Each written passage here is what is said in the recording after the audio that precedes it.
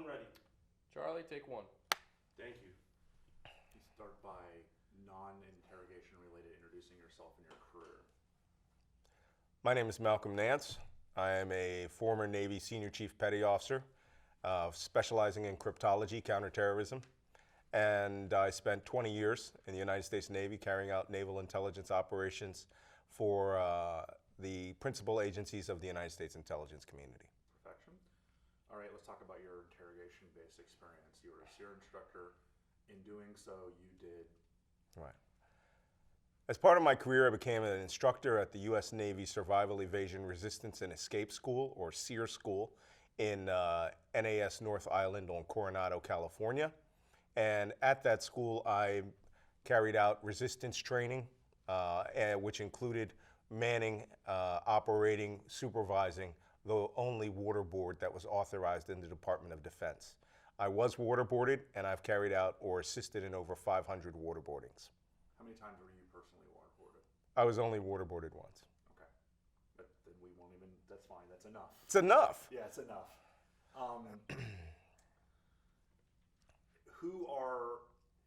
Why do you waterboard people in SEER school? In a survival training environment, we use the waterboard as what we call a stress demonstrator. And we demonstrate that we have the ability to take an individual beyond his utmost ability to resist. And what that means is we know there are human physical and psychological limits to every person.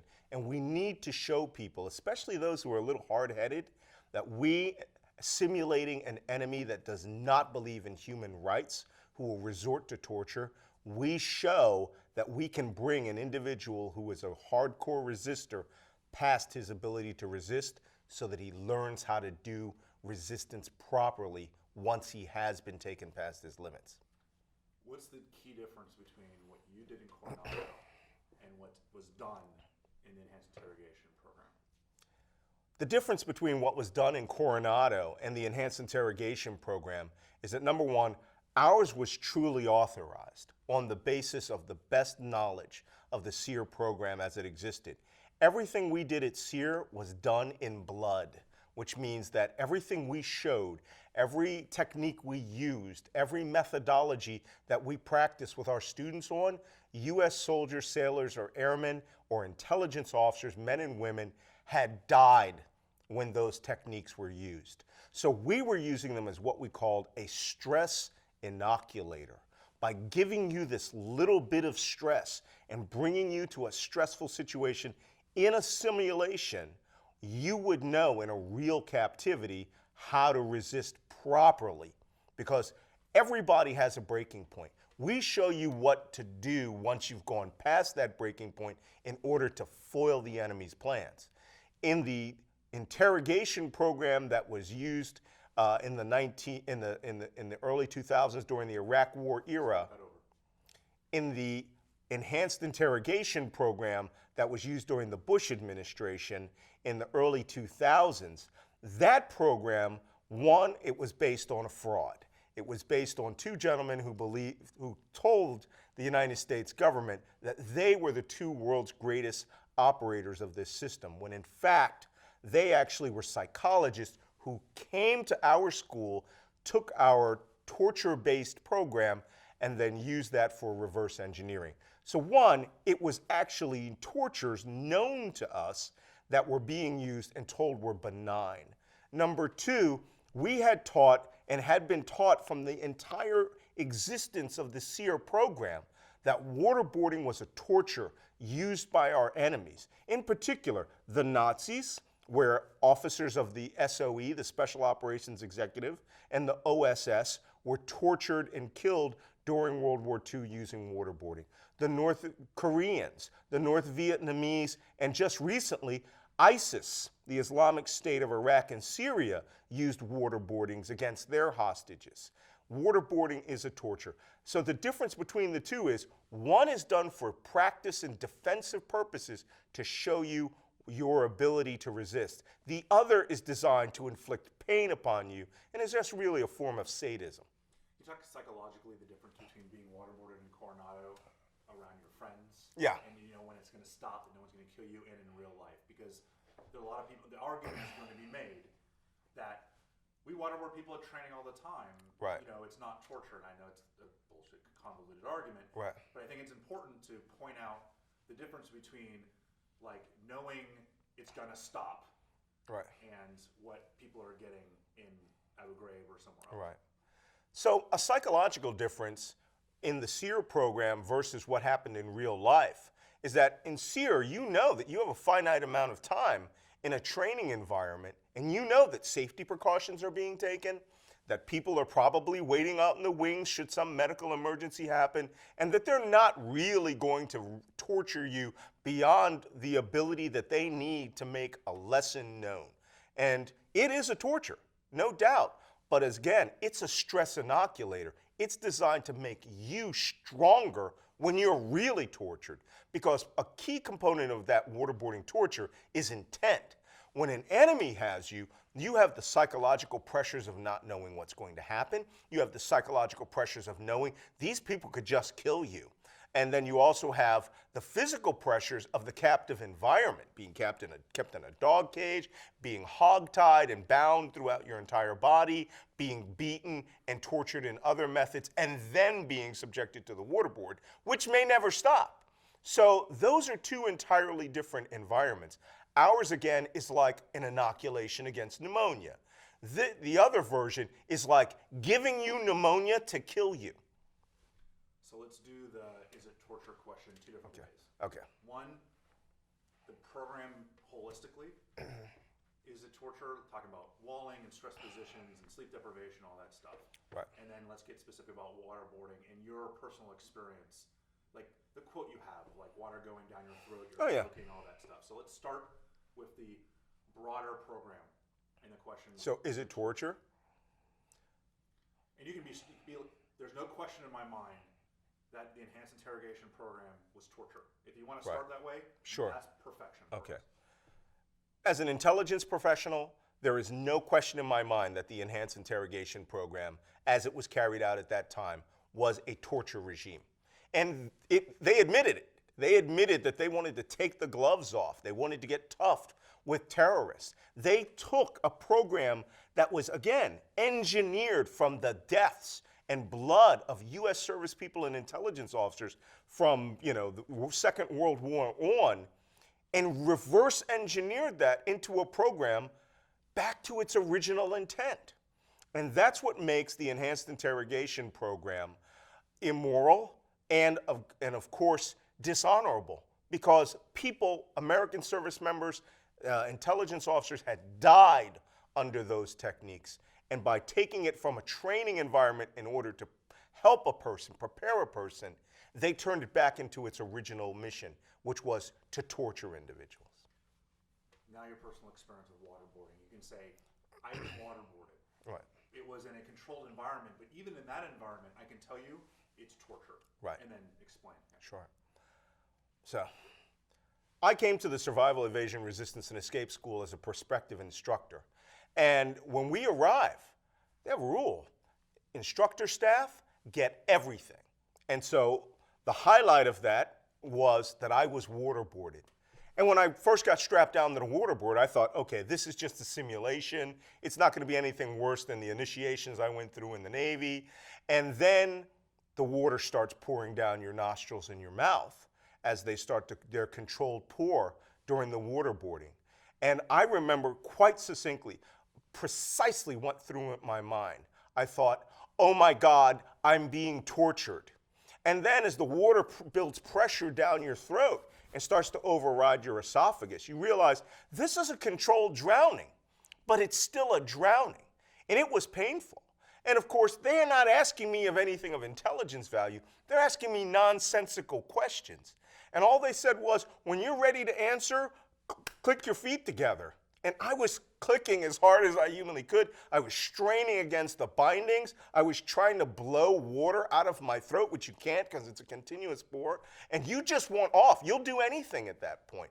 And that's what torture is. But it's also a sign of why it doesn't work, because you'll do anything to make it stop. That's a good segue. Let's go directly into does it work? Okay. Torture doesn't work. I know torture doesn't work because in the 4 years that I trained resistance training and taught resistance training, the first slide in our hostile captive environment PowerPoint was, torture does not work. And we know torture doesn't work. We have a body of knowledge at the survival schools. We have a SEER library that had manuscripts going back to the French and Indian Wars, I believe 1750. We had a manuscript of a woman who had been captured by the Indians and how she had been tortured and then escaped with 2 or 3 children. You could read the biographies and the actual dossiers of everyone who was captured in Vietnam. Most of the people who were captured in the Korean War, intelligence officers and airmen who were captured and tortured by the Nazis, and see all of these techniques being used by America's enemies. And you realize, hey, the entire collective knowledge of the survival resistance community was none of this stuff worked. The thing that worked was your own mind. Your own mind would determine when you would give up viable information. The reason we created the SEER schools, the 4 schools that exist in the United States after the Korean War, was to harness that knowledge that you're going to be tortured. It doesn't work. Here's how to defeat the enemy in the battlefield across that little table while you're a prisoner of war. Why that was ignored, I have no earthly idea. But when you already have hundreds of years of knowledge of this not working, going off and saying, well, if we try it this time, then it'll work. That's not thinking, it's not intelligence, and it's not helpful. You said yourself that everyone has a breaking point. Yeah. And everyone starts to talk. Why is that not a legitimate argument that torture works? Okay, so why is it not a legitimate argument so that when people talk in a captive environment due to stress and pressure? Because the captive environment is not about the things that come out of your mouth. It's about the intelligence viability of the information that you're giving a captor. They don't want to know your aunt's maiden name unless you can be exploited in some way, shape, or form. And there are countries and governments out there who have the ability, certainly now with the internet, to exploit your aunt. Right? Get a telephone call from your aunt, play it in your captive environment, right? Them begging for her to let you be released. That's exploitable. But what's more important is the information that they want, right? Intelligence information, names of other people. It's designed to get you talking. And we understand that in the survival resistance community. You're going to talk because you can be brought past your ability to resist. In the Hanoi Hilton, Admiral Jim Stockdale, the senior ranking officer, he used to say, when you get to a particular torture called the ropes are when they would bind your hands behind you, then bind your elbows together, and then tie that to a rope, and then lift you to the ceiling, and then your shoulders would pop out of the sockets, and then they'd pull on the muscles. He would say, you are under orders as senior ranking officer to say something. The entire captive environment training teams that we use, we teach you what to say. And the first thing that you say when you're taken out of that environment, they put you in a nice, clean, quiet environment, and that's where they want intelligence product. And we teach people what to say. And what do you think the first thing we teach? Thousands of soldiers, sailors, airmen, Marines, and intelligence officers every year go through this program. And what do you think the first thing we teach them to say when they're at that clean environment? I was being tortured. I don't know what I said. Let's bring that down a little All right. Now what do you mean? That was great. All right. You might use all of that. All right, you should. But I want you to be very concise and say, why does it not? When you get past the breaking point, you'll say anything. Right, okay. Right? And that for intelligence collection, that doesn't do you any good. Right, you want stuff you can do something with. Right. You want real information. Right. So let me get this right. You can say, some people say, okay. well, everyone breaks. Everyone has a breaking point. So That's why good. don't we use torture? Right. But Good. So some people say, well, everyone breaks. You admit it yourself. Everyone talks. Why is it not legitimate to use that? Why can't we use that? Because, when you're having this battle this battle of the minds across the space of that table, while you're using these torture methodologies, the information you're getting is worthless. We teach our people to fight you with what comes out of their mouths, right? Some of the famous cases of gibberish that comes out. Senator John McCain used, when asked to name names of prominent people in the armed forces, he used the defensive line of the Green Bay Packers, right? Lloyd Blucher, when he was asked by the North Koreans under terrible torture, and they were torturing him and his crew, to name the people who had ordered him on his mission, he had admitted, finally, after months of torture, said it was Fleet Admiral General Barney Google, who is a cartoon character. And he went back to his cell laughing that the North Koreans believed every word that he said.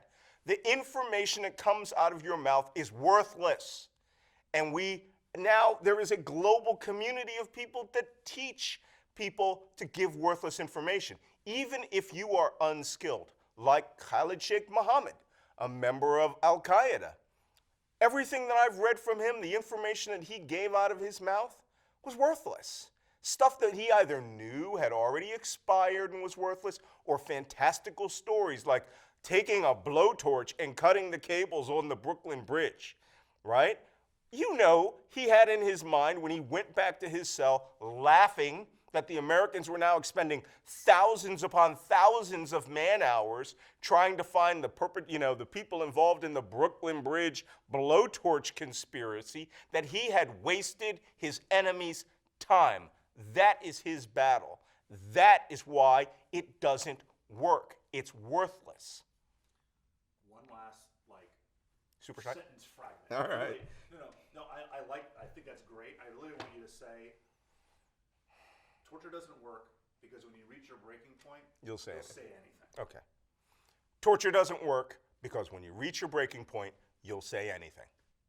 Perfection. Okay. All right. Two more things and we're done. So this is now the big question, the one that's more kind of about ethics and morality and things like that. So I don't care how you start this. I'm basically, you can just say, but those aren't the important questions. Right. Torture working or not working doesn't matter all that much. Is waterboarding torture? Not that big a deal of a question to me. The more important thing is, are we as a civilized society going to do these things? Right. Okay. Or set up any way you want to. I'm not going to put words in your mouth. But the big question is the moral ethical question. Right. As Americans, is this something we should be doing? Right. Even if it works. Okay. So, let me think. You can even start with, I'm an American. Oh. I'm a patriot. I take this seriously. Oh, you've just been listening to my tapes. Well, I mean, I've heard you speak okay. I wouldn't be so, good at my job if I hadn't. All right. I'm an American. I'm a patriot. I am a member of the armed forces of the United States. My family has served in every war since 1864. Father, son, including my niece who was just in combat off of Yemen. We take the American moral compass very seriously. We take the honor of the United States even more seriously. We cannot descend to the level of our enemies. You know, the line for how American members of the armed forces and intelligence community should behave wasn't set by any current president. It was set by General George Washington in his standing orders on the March to Quebec, where he saw British soldiers massacring American soldiers and throwing them off the parapets of the Palisades in New York. And he told his forces they are not to mistreat any captive that comes under their command, is even unto giving a sentence of death to U.S. soldiers who abuse those troops. When he captured the Hessians in Trenton, they treated them so well, and under laws, essentially the Geneva Convention of George Washington, right, that they actually, after the war, moved and opened farms in western Pennsylvania. So these values were established at the very beginning of this country. And for us to violate those standing orders, Washington's standing orders, is an anathema. It is just not who we are. It is not what we do. Granted, lots of people love Churchill's saying about having rough men who will do things in the dark of night. Granted, there are times where we will have ethical dilemmas and moral dilemmas. But when we say as a nation, we're going to resort to the same techniques as the Nazis, the North Koreans, the North Vietnamese, and ISIS, then we have gone beyond our moral compass. It's broken. And anyone that advocates that needs to revisit our values and perhaps recalibrate their soul. Great. Yeah. Let's bring it down again, just Okay. for the sake of people thinking about this. All right. I think you can say, we can have debates about, moral, like at times of national emergency, and times where we're kind of thinking about, we're scared. Right. That some people might think that we should go beyond what we have been before. Right. But that's not who we are. Right. Right? Okay. And that's kind of like, maybe 2 or 3 sentences. Okay. One that we kind of tack on the end, maybe, or put somewhere to be like, Okay. boom. All right. Yeah. In the time of a national crisis, people are going to second guess what our values should be. And we might even rethink that in those times. But you know what? Our moral compass needs to be strong. We need to maintain the values that we are as a nation. All right. And like a sentence or two, like a really strong, we're Americans, we don't torture. Right. That's not who we are. I know that our enemies may go that direction, the Nazis, whatever, but we can't. Right. Like Okay. We are Americans. This is not who we are. We do not torture. We know our enemies might do that. They may choose that option, but we don't. And that has stood for over 242 years. We just shouldn't do it. Perfection. All right, last thing is acknowledging the other side of the issue. Okay. So basically, you can even say, look, I've heard all the arguments for the enhanced interrogation program. I can understand those that are saying we were afraid we were going to get hit again. Right. Right on a 9/12 or a 9/13. Right. But that doesn't convince me. Right. Right? Because our morals are our morals, or ethic, or whatever you want to say. Okay. But just because they're going to get a chance to hear from McLaughlin or Morrell, and they're going to be saying those things, right? So let's say they listen to that one first. You're going to hear like, look, I get the argument that people are saying we needed to prevent. We didn't know if there was going to be a 9/12 or a 9/13. Right. But even in that case, or especially in that case, right. That's when we don't give up our values as Americans, or, right. or however you want to. Okay, that's good. Okay. Okay, so I've heard the other side's argument, and I understand where they're coming from. They were frightened. They thought that we would get hit again. They thought that by doing this, they could prevent something happening. But you know what? There's a way to do this without doing and breaking the values which this country is based on. I understand where they're coming from, but you can be strong and still maintain America's values. You can be strong and maintain America's honors. You can be strong and maintain Washington's standing orders. America is not like that. We should never do it again. Perfection, I want you to add one thing to it. What's that? When you say there's ways that we can do this, I train people for years in ways to do this. Right. And then, do you think that's okay, or can you? Nah, I don't even think you need that. All right. Because you've already piled onto that. Yeah, I thought that was strong at the end there. Anything else you want? You can be strong. I love that. Yeah. Anything else? Nope. Because all those idiots are out there going, we need to be strong. Yes. Yeah, whatever. All right, man. Perfection. All right. Oh, wait. Room tone. Yay. 30 seconds. Ready? Still on the roll.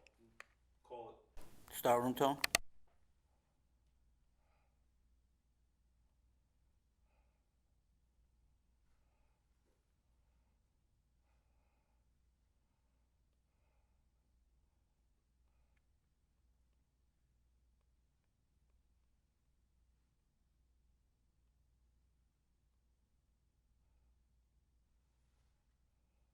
End room tone.